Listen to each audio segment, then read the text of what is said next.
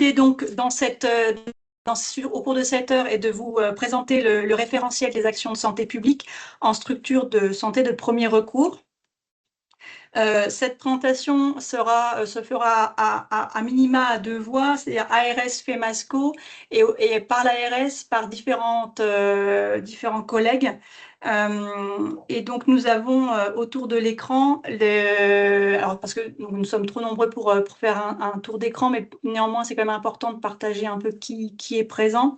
Donc au niveau de l'ARS, nous avons les deux niveaux, niveau régional et niveau départemental. Au niveau de l'assurance maladie, nous avons également les deux niveaux, niveau des CGDR régional et CEPAM, au niveau départemental. Et donc, ont été également conviés, donc forcément le public, on va dire cible, qui sont les structures de santé de premier recours, avec donc la FEMASCO, deux personnes peut-être pour le coup que je vous laisse quand même vous présenter parce que vous êtes amenés par la suite à être des interlocutrices privilégiées. Donc je vous laisse une présentation courte, s'il vous plaît, pour les deux personnes de la FEMASCO. Oui. Écoutez, enchantée pour tout le monde. Donc moi je suis Coralie Duré, je suis chargée de prévention à la FEMASCO et du coup plutôt sur le côté de la Bourgogne. Et moi du coup je suis Flavie Boisselin, donc chargée de projet en santé publique, donc secteur Franche-Comté. Très bien, je vous remercie.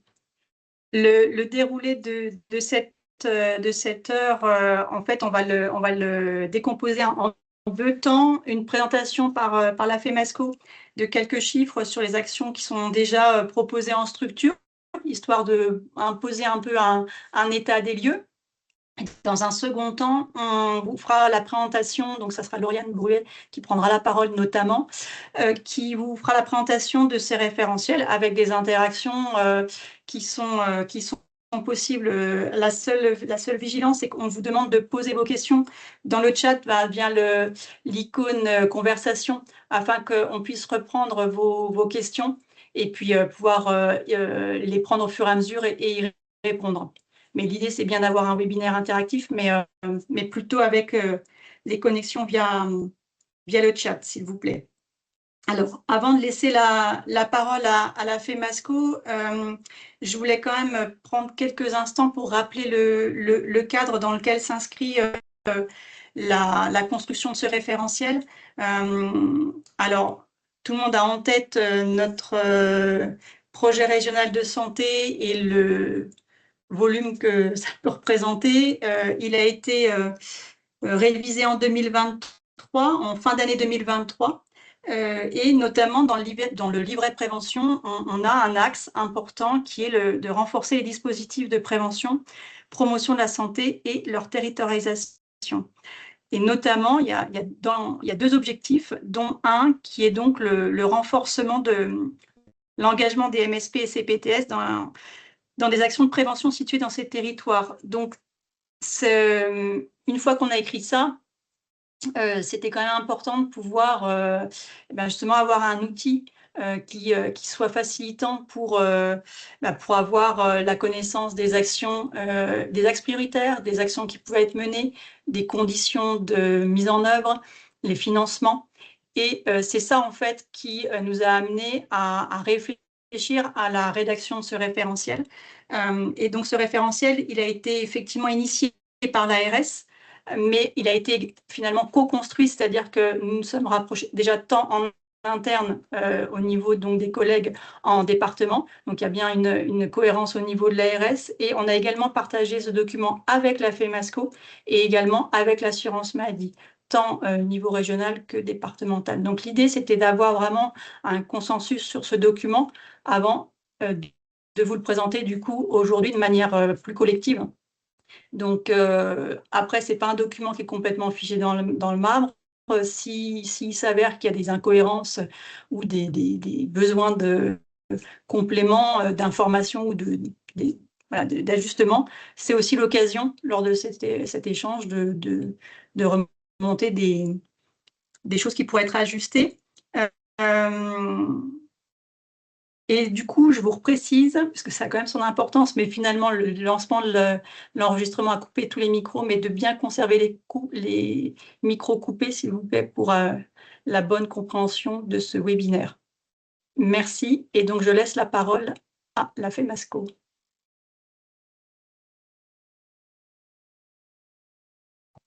Ah, pardon. Oui. Pardon, Lauriane. Excuse-moi, j'ai oublié ma dernière slide. Effectivement, excusez-moi la FEMASCO, juste un dernier point que je devais aborder, effectivement, avant d'aborder les chiffres clés. Il nous semblait important d'évoquer les thématiques prioritaires qu'on a ciblées dans ce référentiel. Et donc, du coup, comme vous le voyez, on en a une quinzaine. Elles sont finalement le reflet des priorités inscrites dans le PRS et elles sont évolutives. C'est-à-dire que, par exemple, mon bilan de prévention que vous voyez en avant-dernier, là, finalement, c'est assez récent puisque le dispositif est lui-même récent. Pour autant, c'est une priorité, donc c'est quelque chose c'est une thématique qui a été intégrée il y a peu. De la même manière, le projet Une seule santé est une thématique plutôt récente. En revanche, les premières thématiques comme la couverture vaccinale, surpoids et obésité chez l'enfant, donc la nutrition, la prévention, suicide, souffrance psychique, conduite addictive, addiction, prévention spécifique en direction des personnes âgées, prévention périnatale et santé des femmes, éducation thérapeutique du patient, santé dans les enfants et des jeunes, dépistage des cancers, sont plus classiques, on va dire, allergie pollinique et alimentaire, c'est également une thématique que l'on a ajoutée il y a peu.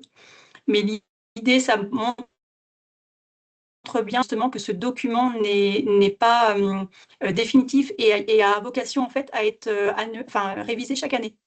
Donc, il n'y a pas de révolution non plus chaque année sur les thématiques, mais on se re-questionne sur les priorités, sur les modalités de mise en œuvre, sur les intervenants, sur les financements, et on ajuste ce document. Donc, vraiment, ce référentiel, l'idée, c'est qu'il soit vraiment connu et partagé de tous pour qu'on ait les mêmes références, en fait. C'est vraiment l'idée de ce webinaire, de l'enregistrement justement pour ceux qui ne sont pas présents, pour qui, en fait, au-delà de sa rédaction, c'est qu'il soit utilisé derrière par chacun d'entre nous. Excuse-moi du coup, Lauriane, pour cet oubli. Et donc, du coup, je laisse la parole à la FEMASCO. Oui, du coup, on souhaitait vous présenter rapidement quelques chiffres sur les actions proposées dans les structures d'exercice coordonné.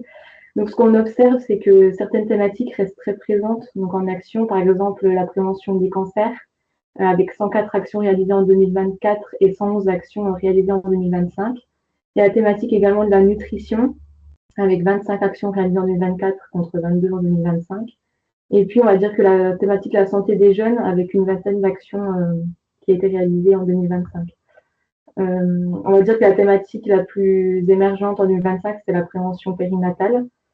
Et puis, à l'inverse, les addictions et puis la santé mentale restent moins développées, tout simplement parce que ce sont des sujets en fait plus sensibles et plus complexes à aborder. Et donc, les équipes ont plus de difficultés à se saisir de ces sujets. Et donc, sans formation spécifique, c'est plus compliqué. Donc, globalement, on va dire que ces chiffres, ils reflètent à la fois une priorité donc régionale et puis la capacité des équipes à se mobiliser. Et puis, il y a quand même un point important, c'est que voilà, l'offre, elle existe, elle est structurée, mais elle reste encore inégale selon les thématiques. Et donc, du coup, on vous a fait un petit focus, alors ce sera juste la slide suivante, sur la thématique des cancers. Donc, c'est une thématique qui reste très investie grâce aux campagnes nationales comme Octobre Rose et Mars Bleu. Mais en revanche, il y a encore certains dépistages qui restent peu développés, donc comme par exemple celui du cancer du col de l'utérus, avec seulement 2 actions qu'on a recensées, en tout cas à la FEMASCO. Et puis, on observe aussi une augmentation des actions de prévention solaire, donc qui sont portées par les campagnes nationales, mais aussi par l'accompagnement des équipes via la FEMASCO et la CEP ces dernières années. Et puis, concernant le dépistage des cancers cutanés, le nombre d'actions est légèrement en baisse par rapport à 2024, mais ça s'explique aussi surtout par un meilleur ciblage en fait qui a été fait en amont des journées de dépistage par les équipes. Et ensuite, je laisse la place à Coralie. Oui, donc voilà. Par la suite, on voulait aussi vous présenter un petit peu les différents types d'actions de santé publique qui a eu lieu en Bourgogne-Franche-Comté. Donc, on voit très clairement qu'il y a deux formats qui ressortent. Ce sont les stands et les ateliers qui sont le plus plébiscités par les équipes. On a un petit peu également de dépistage et à la marge, on voit un peu de marche et un peu de conférences. C'est vrai que ça reste à la marge, probablement parce que c'est aussi des actions qui sont certainement un petit peu plus compliquées logistiquement à mettre en place. Si on regarde les évolutions entre 2024 et 2025, on voit que pour ce qui est des stands et des ateliers, finalement, le nombre pour tous les deux était à peu près équivalent. Sauf qu'on voit qu'en 2025, il y a eu un petit peu plus d'ateliers que de stands. Donc, ce qui montre que les équipes se mobilisent un petit peu plus sur des formats un petit peu plus travaillés. Et on a, alors par contre, sur le dépistage, ça rejoint ce que vient de dire ma collègue Flavie. Effectivement, on a un petit peu moins de dépistage en 2025, mais qui s'explique par le fait, effectivement, qu'on a ciblé en amont les équipes et les patients à dépister. Donc, voilà, il y a moins, mais c'est mieux ciblé. Voilà pour ce qui est des actions, des types d'actions. Et pour finir, on voulait faire aussi un petit focus par rapport au territoire. Là, on voit très clairement des disparités entre, que ce soit au niveau régional ou après au niveau départemental. Bon, c'est des disparités qui sont historiques. On sait que voilà, du côté Franche-Comté, les équipes sont plus mobilisées qu'en Bourgogne. Ça s'explique voilà, ça peut s'expliquer par différents facteurs. Le fait que l'offre de soins, le nombre de structures n'est pas la même et forcément c'est plus difficile à mettre des actions. La sensibilité aussi sur ces actions des professionnels de santé à mettre en place ces actions de santé publique. Ce qui est important quand même de souligner, c'est que ces disparités, elles se resserrent au fil des années et que on essaye effectivement à ce que tous les territoires soient bien couverts en action de santé publique. Mais on a besoin des équipes pour ça et on est là pour les accompagner s'ils ont besoin. Je vais laisser la place du coup par la suite à Lauriane Bruet. Merci beaucoup.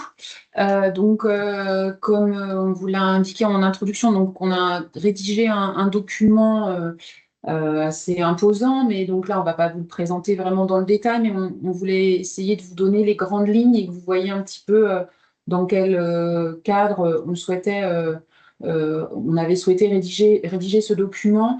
Et il y a un certain nombre de critères qui ont été définis qui permettent derrière donc de pouvoir prétendre à d'éventuels financements ou tout du moins à des interventions d'actions au sein de vos structures. Donc, les critères de départ, déjà, il faut que ce soit, bien sûr, ce sont des actions collectives qui vous impliquent, vous, directement, en tant que professionnel de la structure. Et d'ores et déjà, nous travaillons avec des opérateurs en fonction des thématiques qui vous ont été présentées au début.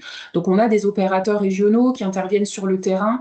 Donc, lorsque vous souhaitez mettre en place une action en fonction des thématiques présentées, il faut déjà essayer de voir s'il n'y a pas un opérateur régional qui pourrait vous aider et qui pourrait intervenir soit au sein de votre structure, soit sur le territoire, dans la commune ou proche de votre structure pour répondre aux besoins avant d'ores et déjà se dire il faut qu'on monte, nous, une action au sein de nos structures. Et donc, tous ces opérateurs, vous pouvez les retrouver au sein du réseau régional d'appui à la prévention et à la promotion de la santé, qu'on appelle le RAPS. Il y a un site, vous aurez l'adresse dans le document, qui vous indique tous les opérateurs pour lesquels vous pouvez faire appel. Et bien sûr, dans le document qui sera aussi accessible en ligne, vous aurez aussi l'adresse. Pour chaque thématique, on vous indique vers quel opérateur vous pouvez vous retourner avant même de monter une action en individuel. Et bien sûr, s'il n'y a pas d'opérateur, c'est tout un autre travail. Donc, toutes ces actions de santé publique, elles peuvent être mises en place donc, au sein des maisons de santé, au sein des centres de santé médicaux, au sein d'une communauté professionnelle territoriale, une équipe de santé primaire ou tout autre groupement de professionnels. Il faut avoir un groupement de professionnels, forcément, puisque c'est une action collective et portée par une équipe pluriprofessionnelle, mais il n'y a pas vraiment de limite sur le format de la structure à partir du moment où il y a une personnalité morale qui porte la structure. Ces interventions, forcément, elles doivent s'appuyer sur des supports validés. Il existe beaucoup de référentiels, de supports fournis au niveau national, au niveau même régional aussi. Donc, pareil, vous pouvez vous aider de documents et de référentiels validés. Pardon, un petit peu de temps, voilà. Et il y a aussi forcément des critères d'exclusion, des choses que pour des actions ou des critères pour lesquels on ne financera pas vos actions. Donc déjà au niveau des indemnisations des professionnels, les professionnels qui sont salariés de la structure, donc que ce soit le coordonnateur de la maison de santé ou d'autres professionnels qui sont salariés de la structure, ne pourront pas prétendre à des indemnisations, puisque normalement, ils doivent travailler ce sera sur leur temps de travail qu'ils réfléchiront au projet. Il n'y aura pas de perte d'activité, donc vous ne pourrez pas prétendre à une indemnisation. Donc, comme tout à l'heure, où on cible des actions collectives, forcément, les actions individuelles ne pourront pas être incluses dans vos projets. Donc pas les consultations, pas le dépistage pur individuel que vous faites lors d'une consultation ne pourra pas être inclus dans le projet, tout du moins en termes d'indemnisation. Si vous avez des frais de boule, des dépenses de communication, certaines dépenses de déplacement, enfin, donc ça c'est assez limité, mais là les chargés de mission de la FEMASCO pourront vous aider pour vous indiquer quels sont les critères pour lesquels vous pouvez demander des indemnisations ou pas.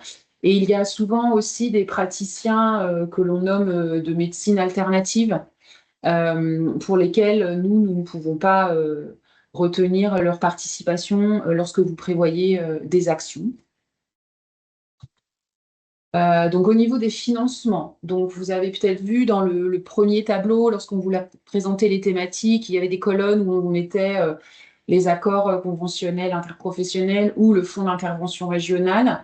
Donc il y a des financements déjà possibles dans le cadre des ACI. Donc nous, dans le document, on s'est juste permis de remettre les liens vers le site amélie.fr qui explique les conditions pour prétendre à ces financements d'actions de prévention dans le cadre des ACI.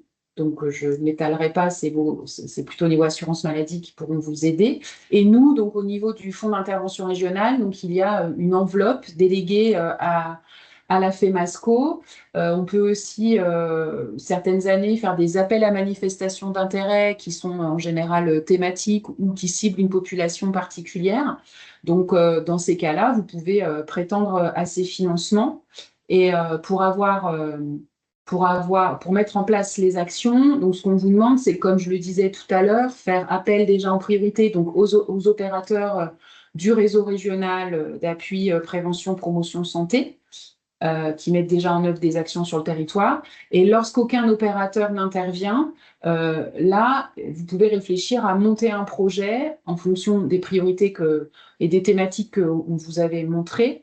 Et c'est là l'intérêt donc de demander notamment donc à Madame Duré et à Madame Boisselin de vous aider, de vous accompagner pour travailler un dossier de financement qui sera après pris en charge sur l'enveloppe de la FEMASCO s'il répond à tous les critères définis dans le document qui les détaille. Donc les communautés, donc les CPTS, comme on l'a dit tout à l'heure, peuvent prétendre à un financement sous condition qu'ils attestent que leur financement prévention dans le cadre de l'ACI ont déjà été engagés dans d'autres actions. Sinon, ils devront utiliser d'abord ces financements avant de demander des financements sur le fonds d'intervention régional qui est géré par l'agence régionale. Et dans le référentiel, vous verrez, pour beaucoup de thématiques, on vous indique qu'il existe déjà aussi des formations avant de mettre en œuvre une action, puisqu'on veut quand même que les professionnels soient formés en fonction des actions qu'ils souhaitent mettre en œuvre. Et un certain nombre d'actions sont déjà proposées par les opérateurs financés par l'agence. Donc, comme les opérateurs sont financés par l'agence, ces formations sont gratuites pour vous. Mais par contre, on n'ira pas jusqu'à vous indemniser de la perte d'activité. Donc voilà, mais au moins la formation n'aura pas de coût pour vous. Et donc, pour être un petit peu plus précis, enfin vous donner un petit peu des explications supplémentaires, oh, excusez-moi. Attendez. Hop, hop, hop, hop. Voilà. On voulait vous donner 3 exemples d'actions qui pourraient éventuellement être mises en place, donc en fonction des thématiques qu'on vous avait présentées au début. Donc, par exemple, si vous souhaitez mettre en place une action en direction des personnes âgées, souvent, il y a des actions proposées pour faire des ateliers équilibre, des ateliers mémoire. Actuellement, on a déjà un opérateur régional, la structure Calivi, qui propose des ateliers Bonjour. Donc, c'est un certain nombre d'ateliers destinés aux seniors et qui peut intervenir sur les territoires. Donc là, clairement, si vous voulez mettre en place ce type d'action, on vous demandera prioritairement de contacter cet opérateur qui, normalement, pourra programmer dans les mois suivant votre demande une intervention, soit au sein de votre structure, si vous pouvez les accueillir, soit au sein de la commune. Et en travaillant avec cet opérateur, vous pourrez informer votre patientèle que cette action est proposée sur le territoire. Donc là, clairement, il n'y aura pas de financement que vous pourrez demander en plus, puisqu'on a déjà un opérateur qui peut intervenir et qui peut répondre actuellement aux besoins. Par exemple, un autre exemple, si vous souhaitez mettre une action dans le cadre on a une fiche prévention périnatale et santé des femmes, et par exemple, dans cette fiche, il y a des exemples d'actions, notamment une action ménopause. Si vous souhaitez mettre une action, travailler sur une action en direction des femmes qui sont concernées par ce sujet, actuellement, nous n'avons aucun opérateur régional qui peut y répondre. On a quelques opérateurs départementaux, mais c'est encore balbutiant. Donc là, typiquement, vous pouvez travailler avec l'aide de la FEMASCO, réfléchir à un projet et le soumettre pour demander un financement, car ça va vous demander du temps et un certain nombre, un coût. Donc vous pouvez demander un financement qui pourrait normalement être débloqué sur le fonds d'intervention régionale. Et troisième situation, on va dire, comme vous l'avez vu tout à l'heure, il y a beaucoup d'actions qui concernent les dépistages organisés, notamment beaucoup d'actions sur les périodes donc mars bleu, octobre rose, et on l'espère bientôt aussi pour le cancer du col. Et là, il existe un opérateur régional qui est le CRCDC, donc qui travaille sur les 3 dépistages organisés, mais il ne peut certainement pas répondre à tous les projets que les structures souhaitent mettre en place, parce qu'il y a vraiment beaucoup d'actions proposées lors de ces périodes bien identifiées. Donc là, ce qui est possible, c'est bien sûr de contacter quand même l'opérateur pour s'assurer que votre action est en cohérence avec les actions nationales et le dépistage organisé mis en place au niveau national. Mais par contre, s'il ne peut pas répondre à votre demande, s'il ne peut pas intervenir parce que vous souhaitez une intervention sur votre territoire, là, vous pouvez prétendre à monter un projet en individuel sur votre structure et derrière, vous pourrez demander un financement auprès du fonds d'intervention régional. J'arrive au bout de l'intervention. J'espère que ça a été assez clair. Et donc, on a voulu vous mettre donc les 2 personnes référentes de la FEMASCO qui, donc vous l'avez compris en introduction, sont réparties par territoire. Donc, Madame Duré pour le côté plutôt Bourgogne, Madame Boisselin pour le côté Franche-Comté. Et le référentiel qu'on vous a présenté de façon très très rapide, mais que vous pourrez donc aller consulter, sera très très prochainement disponible donc sur le site du réseau régional d'appui prévention et promotion santé. Et donc ça vous permettra d'aller voir les fiches. Il y a une fiche par thématique qui était le tableau que l'on vous a présenté en tout début de cette présentation. Et donc, pour chaque thématique, vous avez une fiche qui vous détaille le public ciblé, les opérateurs existants ou non, les formations possibles auxquelles vous pouvez vous inscrire, les actions des exemples d'actions attendues, des exemples d'indicateurs forcément, puisqu'il faut évaluer votre action. Enfin, il y a un certain nombre d'informations qui sont données pour toutes les thématiques. Et Madame Duré et Madame Boisselin sont là pour vous aider si jamais ce n'est pas assez limpide pour vous, bien sûr. Je ne sais pas s'il y a des questions. Si, du coup. Une première question. Pensez-vous revaloriser le taux horaire de l'indemnisation pour perte d'activité? Alors, aujourd'hui, l'ARS ne finance pas sur ce type de projet. Donc, du coup, pouvez-vous revaloriser le taux? Du coup, la question m'interroge. Pourquoi revaloriser? On donne on peut donner pour les personnes non salariées, personnes libérales. La perte d'activité du fait de l'action qui est mise en place. J'ai plus le taux horaire, ça, Coralie et Flavie doivent l'avoir en tête. Le taux horaire. C'est 50 € de l'heure pour les professionnels de santé. Tout professionnel confondu. Oui. Donc actuellement, il reste à cette hauteur-là et au vu de l'enveloppe, parce que nous avons une enveloppe fermée, donc c'est toujours la même chose. Si on augmente ce taux, l'enveloppe pour le moment ne peut pas évoluer, donc ça veut dire qu'on pourra peut-être financer moins d'actions. Donc pour le moment, le taux horaire restera, je pense, en l'état. Deuxième question. Ouais. Donc, dans l'idée, les projets mobilisent des projets.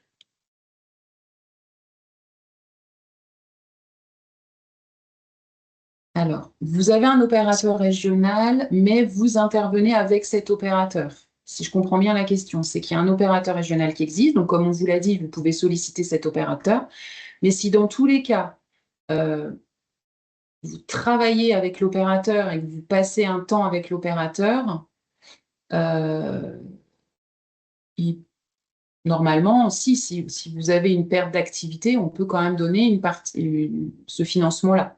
Par contre, il faut travailler avec l'opérateur. Mais si vous, pendant la demi-journée ou le temps où l'action est mise en œuvre, vous n'avez pas votre activité classique libérale, il y a une perte d'activité, donc vous pouvez prétendre à une indemnisation. L'idée, c'était plus si on fait intervenir un opérateur régional, on va dire seul.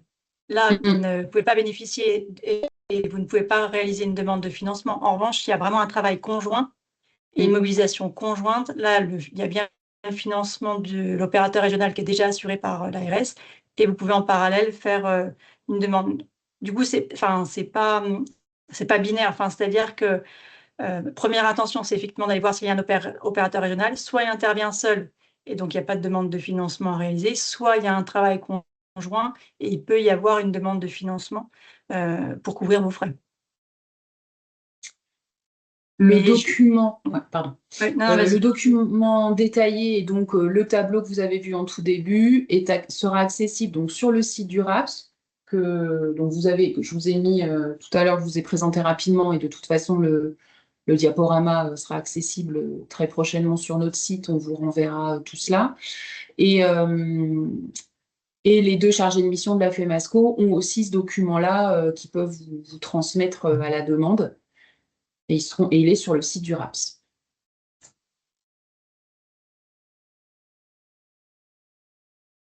Est-ce que par rapport aux questions posées, on a répondu de manière suffisamment claire ou est-ce qu'il y a besoin d'apporter des compléments?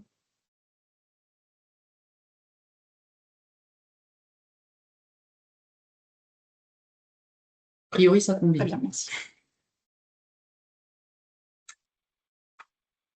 Est-ce qu'il y a d'autres questions? Oui.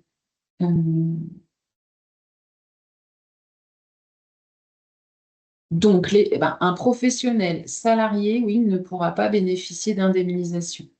Seul un professionnel qui a vraiment une perte d'activité pendant l'action pourra bénéficier d'une indemnisation.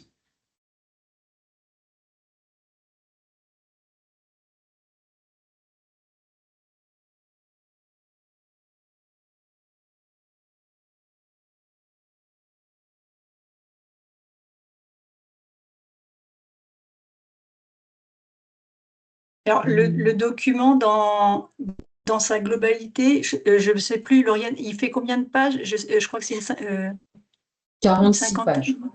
Oui, c'est ça, une cinquantaine. Ouais. Donc, du coup, il est vraiment découpé par thématique, hein. Donc, en fait, il y a une première partie, on va dire un peu un chapeau, qui correspond à tout ce que Lauriane a pu exposer.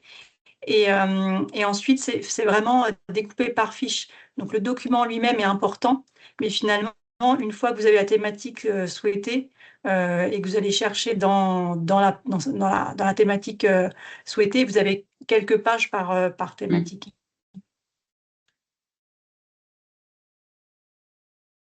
Alors, au trouvé, donc je vous l'ai dit tout à l'heure, sur le site du RAPS et auprès des chargés de mission de la FEMASCO. Et donc, le site du RAPS, de toute manière, il vous sera redonné, parce qu'une fois que ce webinaire sera passé, nous allons mettre le replay sur le site de l'ARS, nous allons mettre ce référentiel sur le site du RAPS, et la FEMASCO va tous vous écrire pour vous donner l'adresse pour le replay, l'adresse du RAPS pour trouver le document. Donc, vous l'aurez d'ici quelques jours. Et attendez, il y avait une question que j'ai ratée juste avant, la posture. Est-ce que le guide apporte quelque chose pour la posture d'animation? Alors en fait, comme on vous demande en général dans le document, on vous demande que les professionnels qui interviennent soient formés.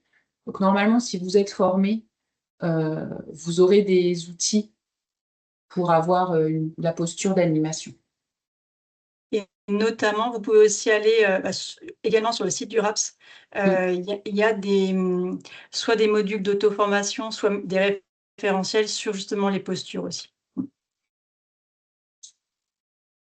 Globalement, le site du RAPS, après, c'est pas le seul site qui permet d'avoir les informations, hein, mais c'est vrai que ça vous permet d'avoir la liste des opérateurs régionaux, ça vous permet d'avoir les documents du coup qu'on vient de vous partager, et ça vous permet d'avoir les différents référentiels sur toutes les thématiques à disposition, d'avoir également les AMI, appels à projets qui sont en cours, au-delà de ceux qui sont d'ailleurs financés par l'ARS. On essaie de relayer plus large, mais sur le champ de prévention.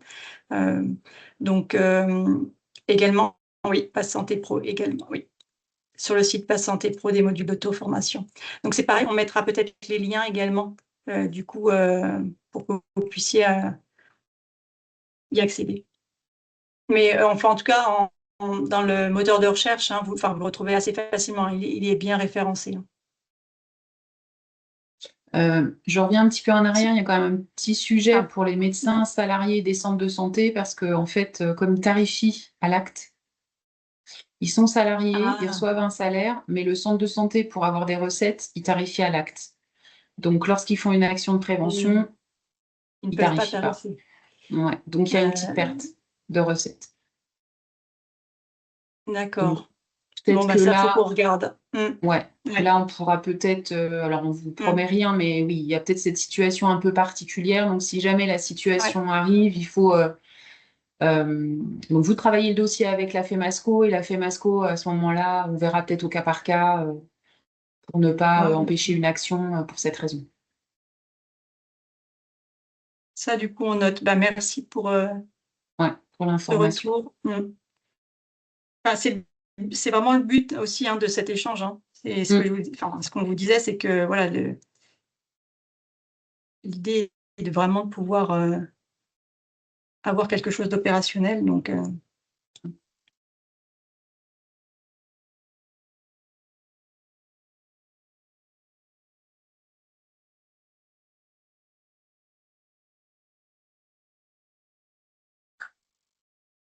je pense qu'on a répondu. Pour le moment, toutes les questions, j'espère, ont une réponse. Est-ce que vous avez d'autres questions? On s'accorde 2 minutes.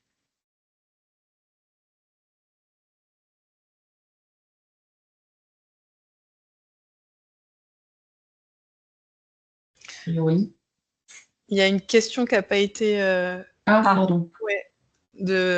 Si une thématique est dans les missions de santé publique de la MSP, donc obligatoire pour valoriser une action via les ACI, si on fait intervenir un opérateur régional, elle sera tout de même valorisée aux ACI.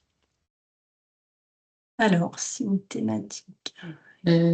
Alors là, c'est une question plus assurance maladie. J'avoue, je ne sais pas trop. Ouais,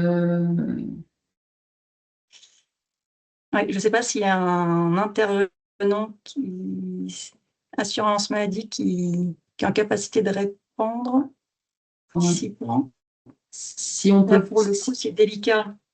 Ouais, ben à ce moment-là, là, nous, on ne peut pas répondre, mais on va prendre votre question Relayer. et on se permettra de répondre si possible. On prendra attache auprès de l'assurance maladie et si on peut avoir une réponse, on vous l'enverra avec le message, avec le lien pour pouvoir vous apporter la réponse. Désolée, mais là, ouais, c'est vraiment très assurance maladie. Je ne souhaite pas m'avancer pour eux. Alors, je me permets, Latifa Guillaume Oui. pour la caisse d'assurance maladie, si Ah vous bah, souhaitez. très bien. Merci. Alors, au niveau des ACI, en fait, concernant les actions de mission de santé publique, l'intérêt pour la MSP, c'est vraiment de nous faire connaître en amont les actions, en sachant qu'au titre des ACI, on peut en valoriser maximum 2.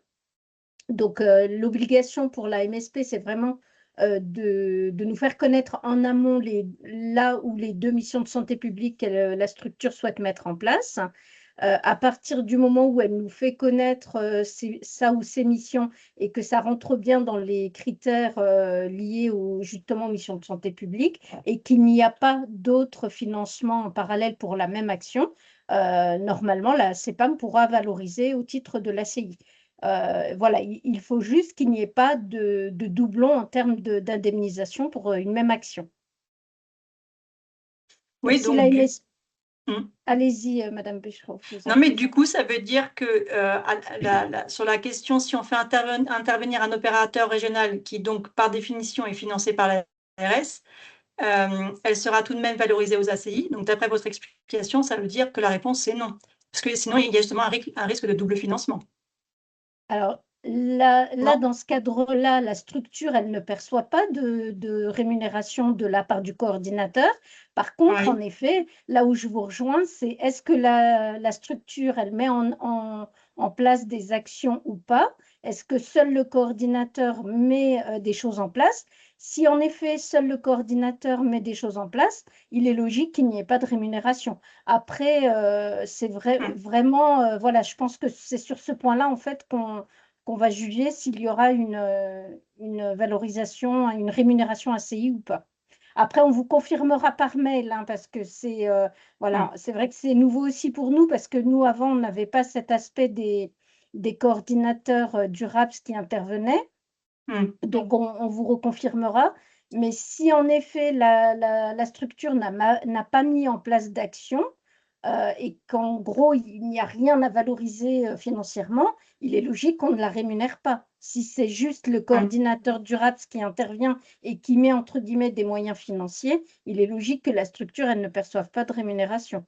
Après voilà, encore une fois, on va en reparler nous en interne puisque cet aspect est nouveau aussi pour nous. Et puis, on vous reconfirmera par mail. Très bien, bah, merci. Je vous en prie. Bah, l'idée quand même qu'on partage tous, hein, c'est que on souhaite développer le plus d'actions possible. L'idée, c'est de pouvoir les financer.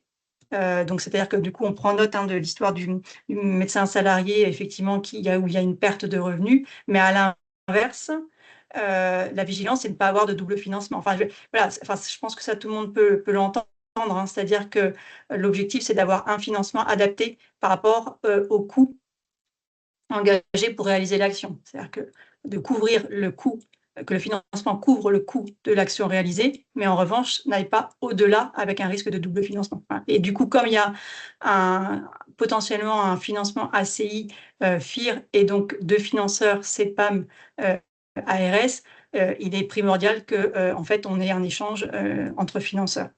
Et du coup, d'où l'importance aussi pour nous d'avoir dans ce webinaire l'assurance maladie, justement pour les interactions. Une nouvelle question. C'est plus pour l'assurance maladie. Dans le cadre de l'ACI, la structure a-t-elle obligation à faire appel aux opérateurs RAPS? Alors, comme je vous le disais, nous, cette notion des opérateurs RAPS est nouvelle et elle n'est pas intégrée dans le cadre des indicateurs ACI. Donc, vu qu'il n'en est pas mention dans le cadre des indicateurs, il n'y a pas d'obligation que la structure fasse appel aux opérateurs RAPS, sous réserve qu'il y ait un changement, bien sûr, dans les mois ou les années à venir. Mais en tout cas, à l'heure actuelle, il n'y a pas mention de faire appel à un opérateur RAPS dans le cadre des fiches indicateurs ACI.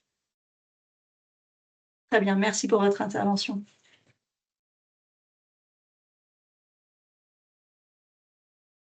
Madame Lise Bernet a levé la main. Vous pouvez prendre la parole. Oui, bonjour, merci. Karine Esbernet, je suis animatrice du compte local de santé du Pays Beaunois.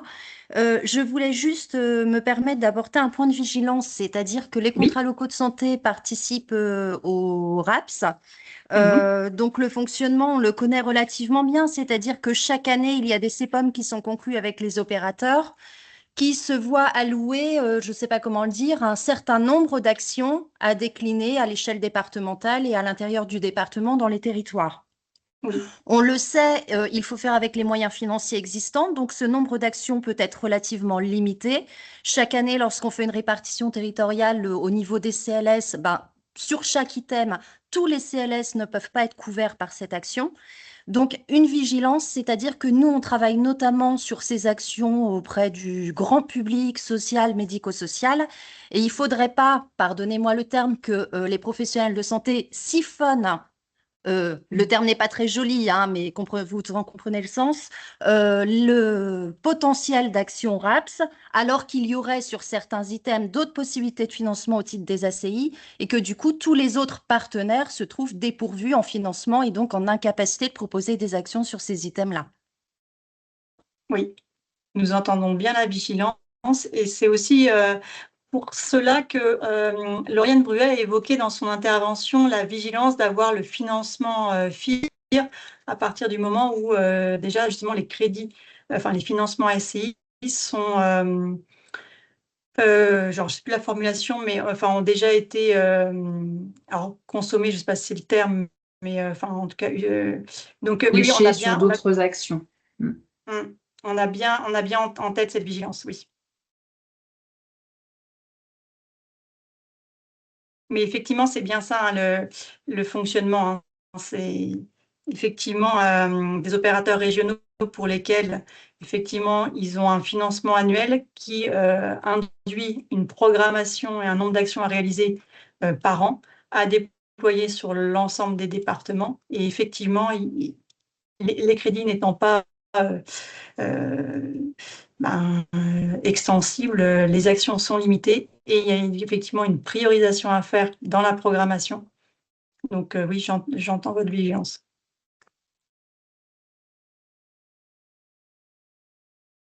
Après, lorsque vous souhaitez mettre en place une action, il y a un opérateur qui existe. Donc déjà, la première chose, c'est de contacter cet opérateur. On se rend compte qu'actuellement, ce n'est pas forcément mis en place parce que les structures ont leur idée, veulent mettre le projet et voilà, c'est pas grave. Mais l'objectif, c'est maintenant, on contacte l'opérateur.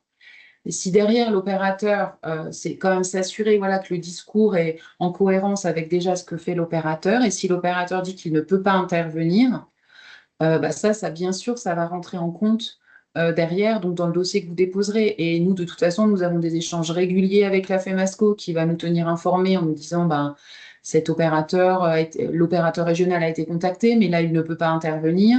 Donc, nous, derrière, ça peut nous permettre de débloquer les fonds nécessaires pour que vous mettiez en place l'action.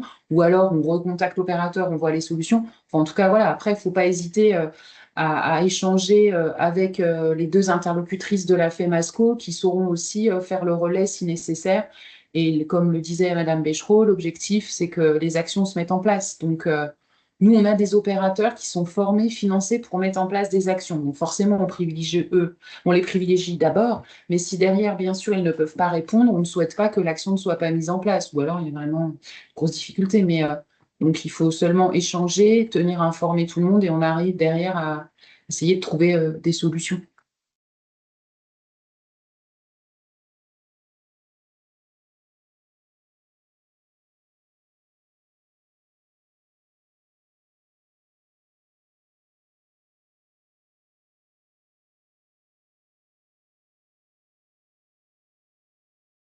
Est-ce qu'il y a une dernière question ou est-ce qu'on peut clore l'échange? A priori. Sur les modalités du coup de transmission. Donc, dans les prochains jours, peut-être pas d'ici la fin de la semaine, mais dans les prochains jours, il y a notamment la FEMASCO pour les partenaires de terrain et puis via l'agence pour l'assurance maladie. Et nous vous transmettrons un message avec le lien pour accéder au replay, le lien pour accéder au référentiel sur le site du RAPS, le lien du Pass Santé Pro et d'autres liens si on y pense entre-temps. Donc voilà, vous recevrez un message de la FEMASCO. Et puis, oui, normalement, enfin voilà, c'est via la FEMASCO que vous pourrez avoir l'information. Et si jamais vous n'avez pas reçu l'information, vous pourrez vous retourner vers vos partenaires habituels de l'Agence régionale de santé et on essaiera de vous transmettre les informations en direct. Donc j'espère, oui, courant de semaine prochaine, je pense, si tout va bien. Bien, bah merci pour ce temps d'échange et je vous souhaite donc à tous une bonne après-midi. Au revoir. Merci beaucoup. Au revoir. Au revoir. Merci, Au revoir, au revoir. merci. Au revoir, merci. Au revoir.